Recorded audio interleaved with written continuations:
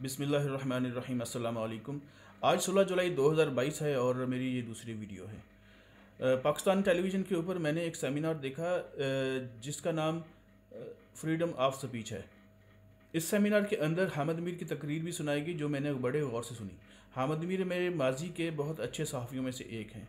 जब मैं छोटा सा था तो हामिद मीर इसी तरह के दिखते थे और अभी भी उनका फेस इसी तरह से ही है।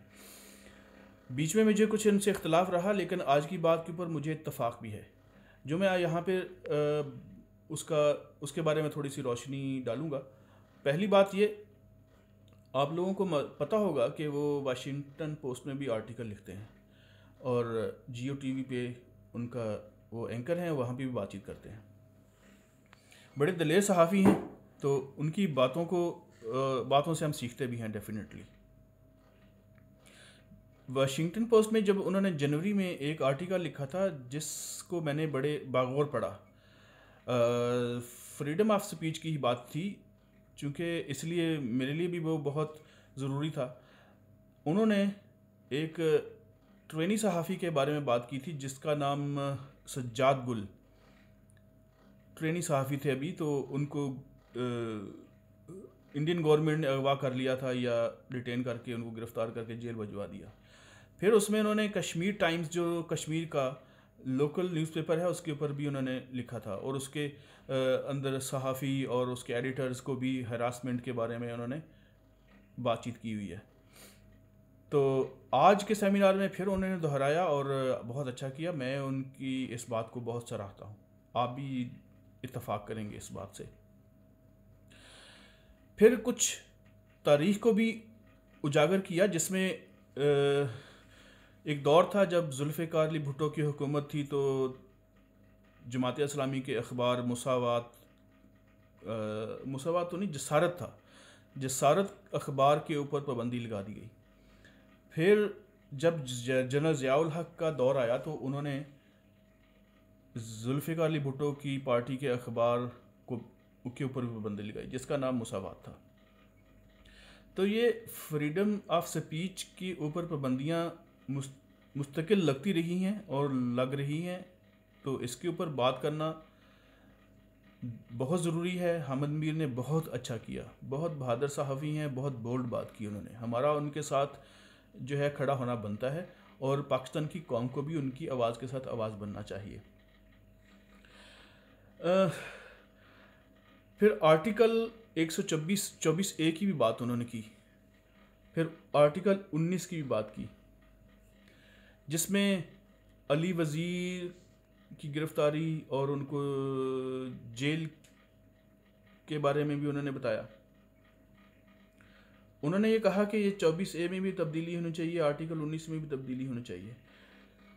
फिर एक बिल के बारे में भी उन्होंने बात की जिसमें जर्नलिस्ट प्रोटेक्शन कमीशन बिल जो था वो मंजूर हुआ। तो बहुत अच्छी बात है, ये होनी चाहिए और हम इस पे इत्तफ़ाक़ करते हैं। वो हर हुकूमत आने वाली हुकूमत की ज़िम्मेदारी है कि उसको कमीशन को बहाल करे और सहाफ़ियों के ऊपर जो जुल्म ढाया जाता है वो ख़त्म किया जाए। तो लापता अफराद की जो बात की है वो भी डेफिनेटली सही बात है, लेकिन उसमें ये हमें बात करनी पड़ेगी कि लापता अफराद में कोई वाकई दहशतगर्द मौजूद था या नाहक गिरफ़्तार किया गया या लापता किया गया।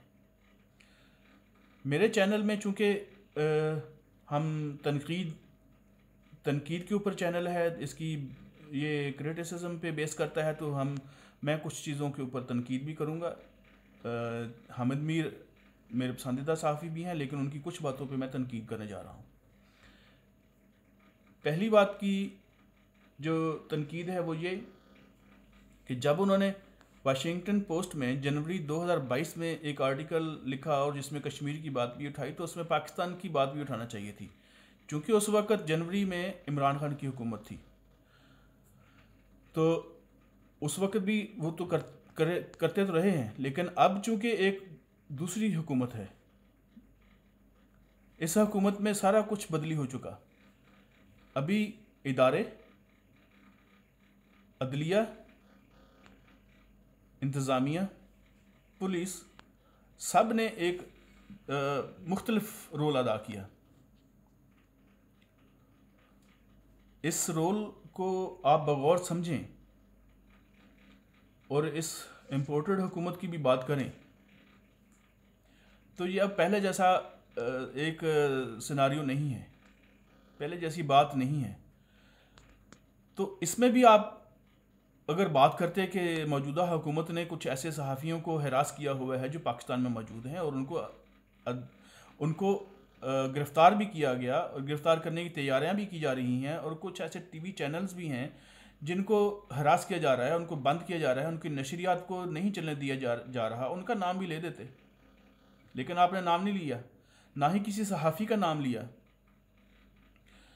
तो आप जुर्रत करनी चाहिए थी आपको कि आप अरशद शरीफ के ऊपर जो मुकदमात हैं वो उनके बारे में बात करते, उनके ऊपर जो गलत किस्म के मुकदमात हैं उनको ख़त्म करने की बात करते, और उसकी अगर आपके पास कोई ऐसा सबूत है जो कि उन्होंने गलत लेके आए, अगर क्योंकि वो हमेशा इन्वेस्टिगेशन करते हैं हुकूमतों के और वो अपने प्रोग्राम में आके नशर करते हैं, अगर उन्होंने कोई गलत किया है तो आप बताएं, आके अपने प्रोग्राम में बताएं, यूट्यूब पे बताएं या किसी सेमिनार में बताएं, किसी और तकरीर में बताएं।